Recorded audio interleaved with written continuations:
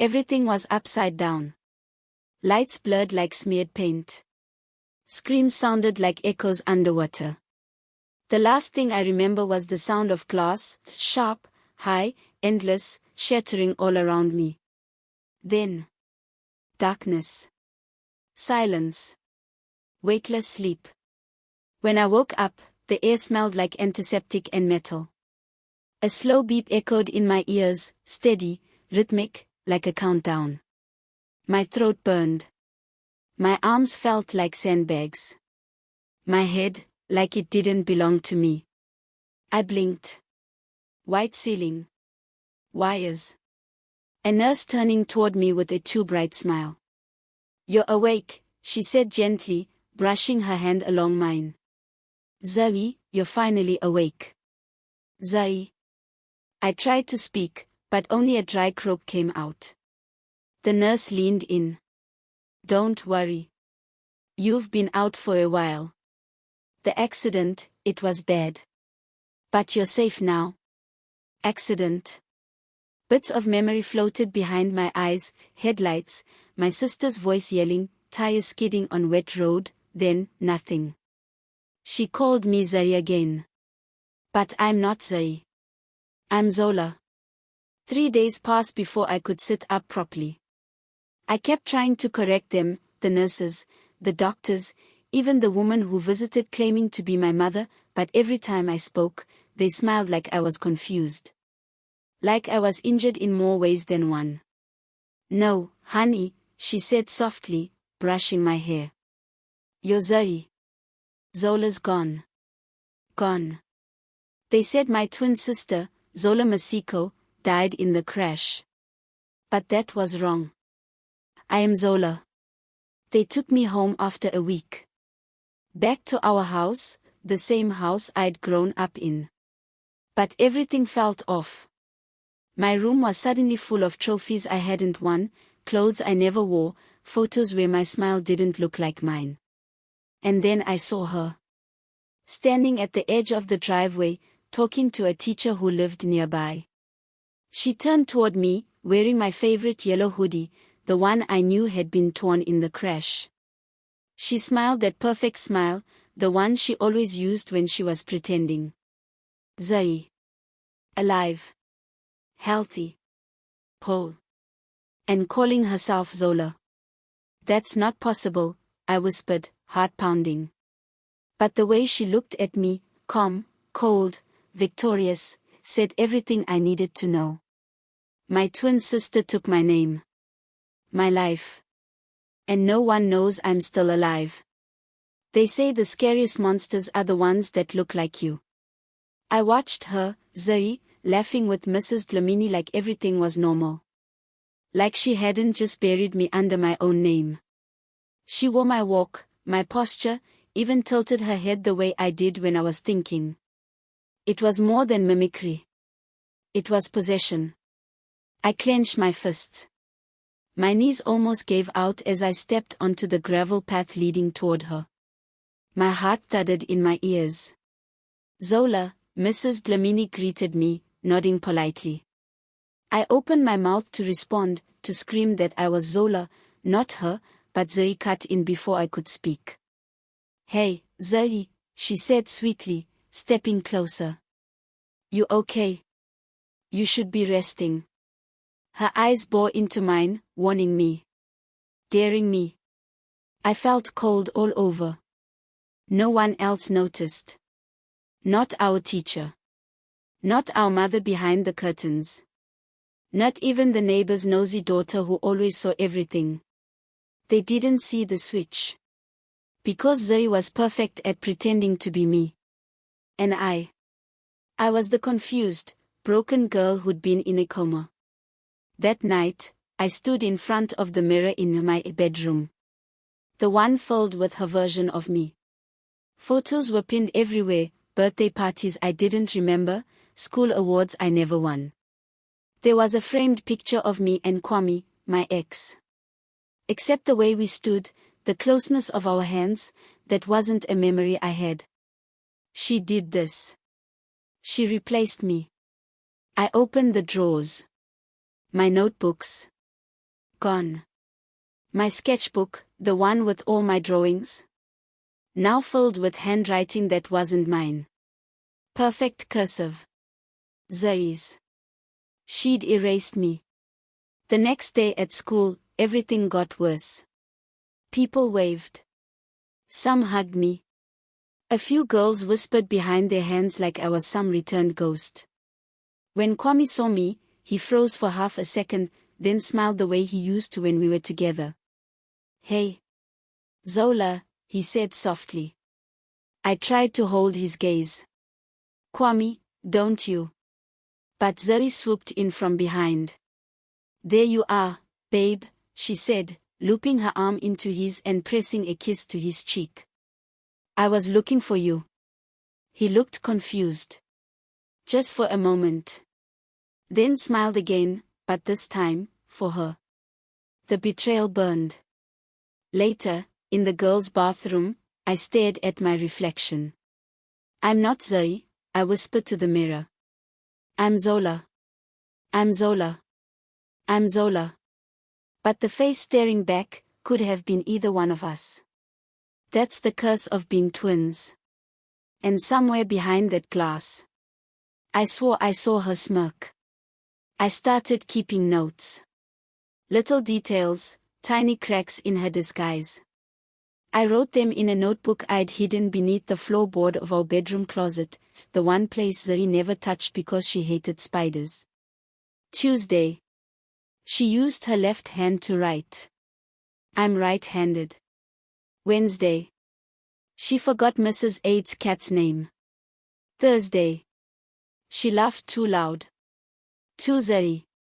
But none of it was enough. Not to prove I wasn't the crazy one. Not to convince anyone that she was the liar, not me. At school, I walked through hallways filled with people I'd known for years. And yet, no one truly saw me anymore. They saw her, the version of me that she was selling so well. Even Kwame, the one person I thought might remember the little things, had changed. He still looked at me like something was off, but he said nothing. And whenever Zoe held his hand in front of me, he just smiled like it didn't bother him. But it bothered me. He was holding hands with a girl pretending to be me. And somewhere inside, I wondered. If no one else can tell the difference between us, then maybe there isn't one.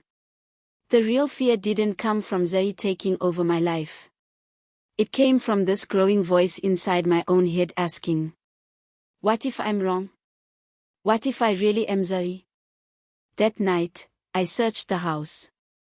Not for evidence. For something familiar. Something mine. In the attic, buried beneath old suitcases, I found a photo album labeled Z+Z, our twin album. Inside were dozens of childhood pictures. Us in matching dresses. Zoe scowling while I grinned. Her always standing slightly in front. And then I saw it, a birthday card in my old handwriting. To Zoe. Stop copying my drawings. You're not me. Love, Zola. Proof. I wasn't imagining things. I wasn't her. But just as I exhaled, feeling the tiniest spark of relief, I heard footsteps behind me. Zoe stood in the attic doorway. You shouldn't be up here, she said coolly. You'll hurt yourself again. I hid the card behind my back. She stepped closer. No smile this time. Just a tilt of her head and eyes full of something cold. You know, she whispered, you weren't supposed to wake up. The next week was a blur of secrets, stares, and stolen moments. I could feel it, Kwame was watching me. Not the Zoe me. Me. His eyes lingered a second too long when we passed in the hall. His smile faltered when my sister kissed him. And twice now, he'd called me by the wrong name, under his breath, like he didn't mean to. He was remembering. And that made Zoe nervous. On Thursday, during lunch, I slipped away to the old art room, the one no one used anymore. The windows were cracked, the light dusty and golden. It used to be my favorite place, where I'd sketch for hours in silence. I was flipping through a blank sketchbook when the door creaked open. Kwame. He stepped inside like he wasn't sure why he'd come. His uniform was messy, and he held his backpack like a shield. "I thought you might be here," he said. I didn't move. He sat across from me and stared for a while, silent. Then, softly, "You've changed, Zola." My heart almost stopped. "I mean," he corrected quickly, "you've been acting different. Since the accident. You don't laugh the same. You don't even look at me the same." I wanted to scream the truth. To grab his hands and beg him to remember me. Instead, I whispered, "Maybe I'm not who you think I am." He blinked. "What's that supposed to mean?" I leaned closer. "If I told you everything was a lie, would you believe me?" He opened his mouth, but the door burst open. Zoe. Her eyes locked on me like lasers. Calm. Controlled. Lethal. "Babe," she said to Kwame, walking over like a cat. "You forgot we had practice. Remember?" Kwame stood, looking between us like something was finally starting to click. Zoe looped her arm around his and whispered, too low for me to hear. He hesitated. Then followed her out without a word. That night, I found a note in my locker. No name. Just 7 words, written in tight handwriting. "Meet me at the bleachers. Midnight. Come alone." I knew it was him. And I knew Zoe would follow me. The school grounds were silent at midnight. Just the hum of distant traffic and the occasional rustle of wind through the trees. I crept through the shadows toward the old metal bleachers, heart pounding. I didn't know what I was more afraid of, being seen. Or not being seen at all. Then I heard footsteps. "Zola," whispered Kwame. He stood in the moonlight, hands in his hoodie, shoulders tense. He looked different here, away from school, away from her. "You came," I said. He nodded. I couldn't stop thinking. About you. About everything. Something's off, and I don't know why, but he stared at me. "You're not her. Are you?" I inhaled sharply. "No," I whispered. "I'm not." And I told him. Everything. The crash. The hospital. Waking up in Zoe's place. The way everyone believed her lie. How she twisted my life into hers, and me into nothing. When I finished, he sat still for a long time. Then quietly said, "I believe you." Tears stung my eyes. "Why?" He gave a sad smile. "Because I fell in love with you, Zola. I know the way you speak. The way you think. I see it now, she's been pretending." He paused. "And there's something else. I found a journal in her bag. Thought it was yours. But it wasn't." The next day, he slipped it to me during music class. A black leather diary. No name on the cover. Just a red ribbon keeping its secrets locked. That night, in my room, I read it. August 3rd. She always gets everything. But not this time. I won't let her win. August 19th. If I disappear, she'll be the one they cry for. So why not switch? September 2nd. The breaks were already bad. All I had to do was distract her. My blood turns to ice. She didn't just steal my life. She set me up to die. I barely slept. The next morning, I tucked the diary into my backpack and went straight to Miss Sicker, our school counselor. But when I got to her office, the door was open. Her things were scattered. And a single paper lay on her desk. Transferred, Miss Sicker, effective immediately. No explanation. No goodbye. She was gone. Just like that. And I knew Zay had found the diary. Everything changed after Miss Sicker vanished. The halls felt colder. The whispers sharper. Even the teachers started looking at me like I was fragile glass. And Zay, she didn't smile anymore. She stared. Every time I turned a corner, she was there. Watching. Waiting. Daring me to act. Kwame tried to keep distance, but I knew Zay had noticed.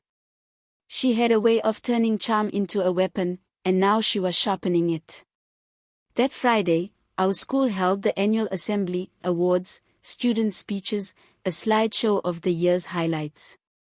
Zay was scheduled to speak as Zola Masiko, the survivor, the honor student, the golden twin. She wore white. I watched from the back of the hall, dressed in black. Hidden. But then she said something that lit a fire in my chest. After the accident, I felt like part of me died too. But I came back stronger. I'm Zola Masiko. And I survived. The crowd clapped. They believed her. I stood up. Heart racing. Hands shaking. And I walked down the aisle. People turned. Murmurs rippled. The principal stood in alarm. Zay's smile faltered. I stopped at the edge of the stage. And then, loudly, clearly, I said, "You're not Zola." "I am." Gasps. Zay's eyes burned into mine. Her mask cracked, for just a second. Then she laughed. "Zoe," she said sweetly, "this again. I told you, she's been confused since the coma. It's really sad." I pulled the diary from my bag and held it high. "I have proof." She planned the switch. She let the car crash happen. Dead silence. The principal took the diary. Teachers moved forward. Zay panicked. "That's fake. She forged it." But people were already murmuring. Kwame stood in the aisle, arms crossed, staring only at her. "I remember," he said calmly. "You called me a babe the day after the accident. Zola never did that. Not once." Zay's breath caught. And I realized then, it wasn't just my life she stole. It was her own identity she destroyed. That evening, Zay was escorted off school grounds. The investigation began. But even as they took her away, she turned back and whispered, "You may have won, Zola. But I'll always be part of you." And I believed her. Weeks passed. Whispers faded. People apologized. I stood in the mirror one morning, brushing my hair, wearing my own clothes again. Breathing my own air. But I knew the truth. She had tried to erase me, and almost succeeded. Now I live louder. Draw deeper. Love harder. Because every day I wake up, I remember. I fought for this name. This life. And I won it back.